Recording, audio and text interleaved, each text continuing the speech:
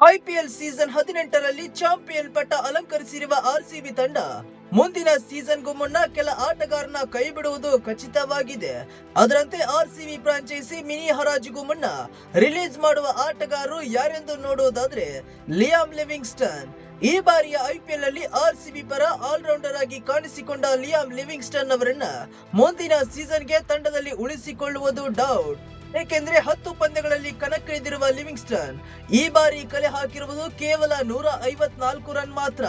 ಹಾಗೆ 5 ಇನ್ನಿಂಗ್ಸ್ ಗಳಲ್ಲಿ ಬೌಲಿಂಗ್ ಮಾಡಿರುವ ಅವರು ಕಬಳಿಸಿದ್ದು 2 ವಿಕೆಟ್ ಮಾತ್ರ. ಹೀಗಾಗಿ ಲಿವಿಂಗ್ಸ್ಟನ್ಗೆ ತಂಡದಿಂದ ಗೇಟ್ ಪಾಸ್ ಸಿಗೋದು ಖಚಿತ ಎನ್ನಬಹುದು. ರಸಿಕ್ ಸಲಾಮ್ದಾರ್ ಜಮ್ಮು ಕಾಶ್ಮೀರ್ ಯುವ ವೇಗಿ ರಸಿಕ್ ಸಲಾಮ್ದಾರ್ ಅವರನ್ನ ಆರ್ಸಿಬಿ ಫ್ರಾಂಚೈಸಿ 6 ಕೋಟಿ ರೂಪಾಯಿಗೆ ಖರೀದಿ ಮಾಡಿತ್ತು. ಆದ್ರೆ ಈ ಬಾರಿ ಕಣಕ್ಕಿಳಿದ 2 ಪಂದ್ಯಗಳಲ್ಲಿ ರಸಿಕ್ ಕಡೆಯಿಂದ ನಿರೀಕ್ಷಿತ ಪ್ರದರ್ಶನ ಮೂಡಿ ಬಂದಿಲ್ಲ.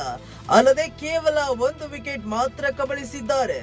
ಅಭಿನಂದನ್ ಸಿಂಗ್ ಈ ಬಾರಿಯ ಐಪಿಎಲ್ ನಲ್ಲಿ ಅಭಿನಂದನ್ ಸಿಂಗ್ ಆರ್ಸಿಬಿ ಪರ ಒಂದೇ ಒಂದು ಪಂದ್ಯವಾಡಿಲ್ಲ. ಅದರಲ್ಲೂ ಇಂಪ್ಯಾಕ್ಟ್ ಸಬ್ ಪಟ್ಟಿಯಲ್ಲೂ ಕಾಣಿಸಿಕೊಂಡಿಲ್ಲ.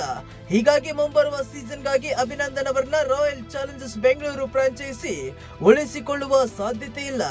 ಮೋಹಿತ್ ರಾತಿ ಆರ್ಸಿಬಿ ತಂಡದಲ್ಲಿರುವ ಯುವ ಆಲ್ರೌಂಡರ್ ಮೋಹಿತ್ ರಾತಿ ಕೂಡ ಈ ಬಾರಿ ಒಂದೇ ಒಂದು ಪಂದ್ಯದಲ್ಲಿ ಕಣಕ್ಕಿಳಿದಿರಲಿಲ್ಲ.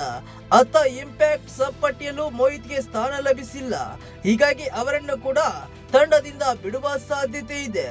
ಬ್ಲೆಸ್ಸಿಂಗ್ ಮುಜರಬಾನಿ ಐಪಿಎಲ್ ನ ಕೊನೆಯ 2 ಪಂದ್ಯಗಳ ವೇಳೆ ಆರ್ಸಿಬಿ ತಂಡದಲ್ಲಿ ಕಾಣಿಸಿಕೊಂಡ ಜಿಂಬಾಬ್ವೆ ವೇಗಿ ಬ್ಲೆಸ್ಸಿಂಗ್ ಮುಜರಬಾನಿಯನ್ನು ಸಹ ಕೈ ಬಿಡಲಿದ್ದಾರೆ.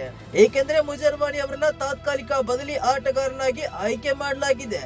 ಹೀಗೆ ಆಯ್ಕೆಯಾದ ಆಟಗಾರನ ತಂಡದಲ್ಲಿ ಉಳಿಸಿಕೊಳ್ಳುವಂತಿಲ್ಲ. ಇನ್ನು ಟೀಮ್ ಸೈಪರ್ಟ್ ಜಕಬ್ ಬೆಥೆಲ್ ತವರಿಗೆ ಹಿಂತಿರುಗಿದ ಕಾರಣ ಆರ್ಸಿಬಿ ನ್ಯೂಜಿಲೆಂಡ್ ನ ವಿಕೆಟ್ ಕೀಪರ್ ಟೀಮ್ ಸೈಪರ್ಟ್ ಅವರನ್ನ ಬದಲಿಯಾಗಿ ಆಯ್ಕೆ ಮಾಡಿಕೊಂಡಿತ್ತು. ಆದ್ರೆ ತಾತ್ಕಾಲಿಕ ಬದಲಿ ಆಟಗಾರನಾಗಿ ಆಯ್ಕೆಯಾಗಿರುವ ಸೈಪರ್ಟ್ ಅವರನ್ನ ತಂಡದಲ್ಲಿ ಉಳಿಸಿಕೊಳ್ಳುವಂತಿಲ್ಲ.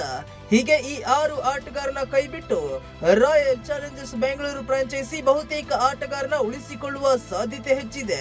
ಏಕೆಂದರೆ ಉಳಿದೆಲ್ಲ ಆಟಗಾರರು ಆರ್ಸಿಬಿ ಗೆಲುವಿನಲ್ಲಿ ಪ್ರಮುಖ ಪಾತ್ರ ವಹಿಸಿದ್ದು, ಹೀಗಾಗಿ ಚಾಂಪಿಯನ್ ಪಡೆಯನ್ನ ಮುಂದಿನ ಸೀಸನ್ಗೂ ಮುಂದುವರಿಸುವ ಸಾಧ್ಯತೆ ಇದೆ.